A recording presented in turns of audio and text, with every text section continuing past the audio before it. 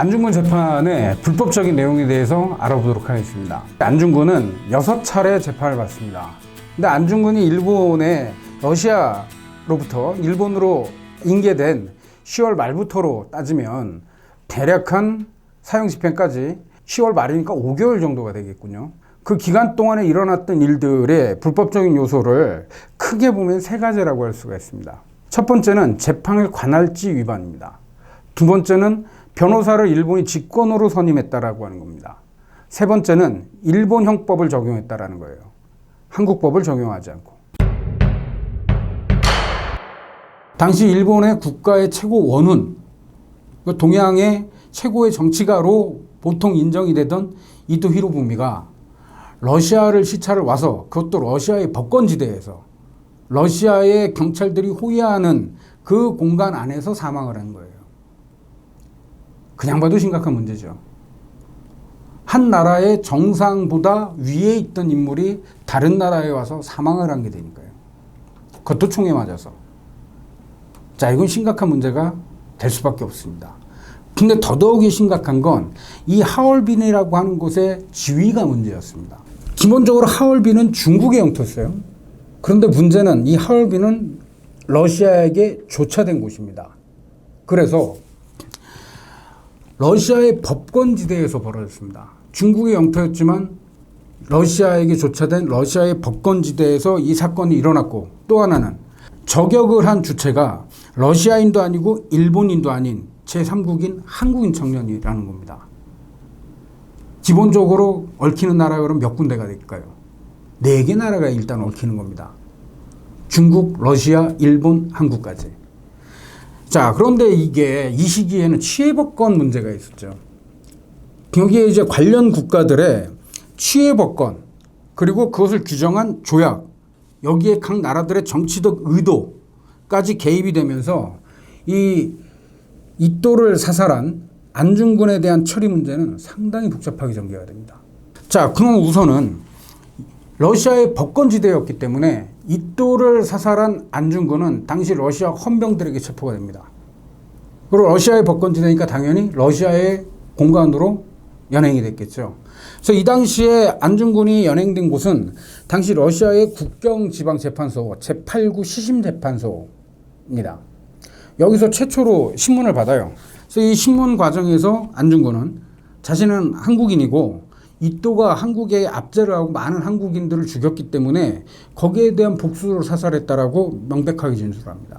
자, 그러니까 바꿔 말하면 이건 정치적인 목적으로 살해했다라는 거죠. 개인적인 원한관계도 아니고 무슨 강도도 아니고 정치적인 목적으로 살해를 했다라고 하는 것을 최초로 밝히는 거예요. 그런데 이렇게 한국인이라고 하는 사실이 밝혀지자마자 러시아는 안중근을 일본 영사관으로 인계시켜버립니다. 이게 왜 이렇게 됐을까? 라고 하는 문제죠. 자, 그럼 구체적으로 보겠습니다. 재팔 관할지 위반이라고 하는 게 어떤 말인가? 라고 하면 기본적으로 법에 의해서 통치를 하고 법에 의해서 무언가 처벌을 한다라고 할 땐 그 법이 통하는 지역이라고 하는 게 법권이라고 하는 게 있죠. 법권 지역이라고 하는 거. 그 법이 통하는 지역에서 재판을 해야 된다라는 거예요. 그런데 그거를 어겼다라는 거죠. 안중근에 대한 재판이 이루어졌던 지역은 일본이 중국으로부터 조차를 했던 관동도독부입니다. 이 관동도독부는 지금으로 따지면 대략 랴오뚱 반도 지역입니다. 그 대표적인 도시가 대련과 여순이에요. 이 안중근은 그 대련에 있는 관동도독부의 법원에서 재판을 받았습니다. 근데 이게 왜 재판 관할지 위반인가?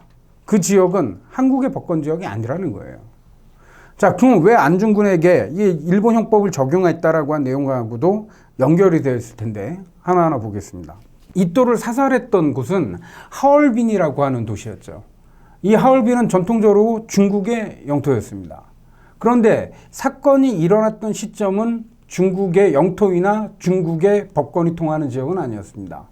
왜냐하면 러시아가 조차를 했기 때문이에요. 그래서 하얼빈에선 기본적인 치안과 사법은 러시아가 담당을 했습니다. 그럴 경우에 러시아인이 아닌 다른 외국인이 하얼빈에서 문제를 일으켰을 경우엔 러시아가 처벌을 하거나, 그렇지 않으면 러시아와 치해법권 협정이 맺어진 나라는 그 나라가 그 해당 사람을 데리고 가서 처벌을 하면 되는 겁니다. 그게 영사재판권이라고 얘기를 합니다. 그런데 당시에 한국과 러시아 사이에는 관계가 없습니다. 사건은 1909년에 벌어졌죠. 그런데 러시아와 한국 사이의 외교 관계는 러일 전쟁 직전인 1904년 초에 단절이 됩니다. 일본의 강요에 의해서 한국 정부는 러시아와의 일체 외교적 관계를 단절시킵니다. 그래서 한국은 당시 러시아와는 영사재판권을 러시아에 한국이 주장할 근거가 없습니다. 자, 그렇다고 해서 그냥 마냥 러시아가 처벌할 수 있는가를 살펴본다면 일단 당시 처음으로 안중근을 연행해 갔던 러시아의 시심재판소의 담당 치안판사는 이미 안중근이 이또를 살해했다라고 하는 증거가 명백하고 안중근 본인도 자기가 살해했다라고 자백을 했고 단 정치적인 목적으로 살해했다라고 얘기를 했어요. 자, 그렇기 때문에 모든 증거가 충분하기 때문에 재판을 염두에 두고 이 안중근을 일단은 러시아의 감옥에 입감한다라고 하는 입감 방침을 내립니다. 그 말은 러시아가 안중근을 처벌하겠다라는 얘기였죠. 그런데 이 조치는 바로 그 다음날 이 재무대신 코코프초프에 의해서 일본으로 인계가 됩니다. 당시에 코코프초프나 러시아는 이또에 대한 경호를 제대로 하지 못했다라고 하는 책임, 그리고 보다 궁극적으로는 극동에서 러시아와 일본 사이의 관계 개선을 염두에 두고 이또하고 만났던 건데 이러한 일본하고의 관계를 고려해서 안중근을 인계를 했던 겁니다. 자, 그렇게 일단 인계가 됐습니다. 그럼 인계가 됐으면 문제는 러시아가 하얼빈을 조치할 때 장담을 했던 내용이 있어요. 보증을 했던. 하얼빈을 러시아가 조치한다라고 하면 중국에서 특혜를 받고 있던 다른 열강들이 반발할 수밖에 없겠죠. 그래서 그들의 반발을 무마시키기 위해서 러시아는 앞으로의 하얼빈을 러시아가 통치하지만 중국과 러시아가 하얼빈을 조치하기 이전에 중국과 취해법권 조약을 체결했던 나라들에 대해선 그 조약의 내용을 그대로 다 인정하겠다라고 얘기를 했습니다. 그러니까 그 전에 중국하고의 사이에서 영사재판권을 인정받은 나라들에겐 영사재판권을 인정하겠다라는 내용이에요. 자, 그러면 이제는 한국과 중국의 관계로 전환이 되겠죠. 그래서 한국과 중국의 관계를 살펴보면 한국과 중국은 1899년에 한총 통상조약을 체결했습니다. 그 이전에 체결했던 1882년에 조청 상민 수륙 무역장정이 1899년에 한총 통상조약으로 변경이 된 겁니다. 이때에는 그 이전의 조약과 다르게 중국과 한국 사이에 서로 간에 평등한 쌍무적인 영사재판권이 규정되어 있습니다. 자, 그럼 이 조약에 의해서 한국은 안중근을 인계받아서 한국이 영사재판할 수 있는 권리가 있는 겁니다. 그런데 문제는 그렇게 안 됩니다. 왜 안 되냐면 그 전인 1905년에 한국은 이미 외교권을 빼앗기죠. 일본에게 을사조약을 통해서. 자, 그렇기 때문에 외교관계, 다른 나라의 관료들과 즉 다른 나라와 관계를 맺을 수 있는 권리가 한국은 일본에게 박탈된 겁니다. 외교 공간도 이 당시엔 없었고. 그래서 한국의 외교를 대리하는 일본의 제외 공간에서 안중근을 인수를 받은 겁니다. 그렇다면 이제 어떻게 해야 될까요? 이 시점이면 한국은 외교권도 없고 사법권도 다 박탈됐습니다. 그래서 일본이 안중근을 인수해서 일본이 안중근을 재판한다. 어떻게 보면 맞습니다. 당시에 일본이 강제한 내용에 의해서 보면. 그러나 문제는 그렇게 하더라도 아직까지는 한국이란 나라가 남아있고 한국의 법체계가 남아있죠. 그리고 무엇보다 근본적으로 영사재판이라고 하는 건 속인주의에 근거한 재판이에요. 속인주의에 근거한 법률이고 자국민을 자국의 법률로 재판하겠다라고 하는 게 영사재판의 근본적인 내용입니다. 그러면 안중근을 인도받고 안중근에 대해서 재판을 하고 하는 거 다 일본이 할 수 있어요. 강제로 빼앗은 권리에 의해서. 그러나 그렇다고 하더라도 그렇다면 안중근은 어디서 재판을 받아야 될까? 1차적으로는 영사재판이 되겠죠. 그럼 하얼빈에 있는 일본 총영사관에서 안중근을 재판해야 됩니다. 근데 사안이 너무도 중대하고 영사재판 정도로는 제대로 재판할 수 없다라고 판단되면 안중근은 한국의 법권이 통하는 지역, 즉 한국으로 데리고 와서 재판을 했어야 된다는 겁니다. 근데 일본은 그렇게 판단하지 않습니다. 그렇게 될까봐 겁을 냈던 게 일본입니다. 안중근이 한국에 와서 재판받는다고 하더라도 재판의 결과는 바뀔 게 없었을 거예요.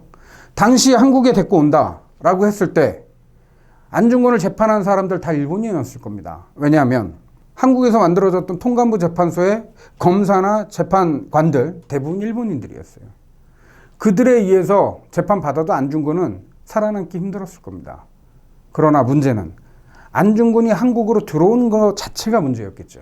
그 파급 효과는 상상 이상이었을 겁니다. 그걸 막겠다라고 하는 거였습니다. 그래서 어디로 보냈냐면 관동 도독부로 보낸 겁니다. 근데 이 관동 도독부라고 하는 지역은 아까도 말씀드렸듯이 일본의 조차지입니다. 일본은 아니지만 일본이 만든 법률에 의해서 통치하는 지역이에요. 한국도 아니고. 근데 당시에 보면 관동 도독부의 법권과 일본 본토의 법 그리고 한국의 법, 이 법체계가 서로 다른 개통이 다른 법률에 있던 지역인데 그런 제3의 장소로 데리고 와서 안중근을 재판합니다. 이걸 어느 정도로 일본이 신경 썼냐 하면 구라치 파견을 결정하자마자 고무라는 하얼빈 주재 총영사관에게 다시 훈령을 내립니다. 하얼빈에서 절대 영사재판을 하지 말라고 훈령을 보내요. 안중근을 인도받게 되면 곧바로 관동도독부로 보내라고 합니다. 그리고 나서 그 다음날 다시 또 전보를 보냅니다. 전보를 늦게 보내서 이미 하얼빈 총영사관에서 영사재판을 하고 있을지 모른다는 생각을 했나 봐요. 그래서 긴급하게 다시 타전합니다. 혹시라도 지금 하얼빈에서 영사재판을 하고 있으면 즉각 중지하고 관동도독부로 보내라는 거예요. 자, 이 말은요. 자기들이 통제할 수 있는 지역에서 안중근 재판을 진행하겠다라는 것이고 한국인들에게 파급 효과를 미치지 않도록 차단하겠다라고 하는 정치적 의도가 여기에는 그대로 남아있는 거라는 겁니다. 그래서 기본적으로 재팔 관한지를 위반했다는 겁니다.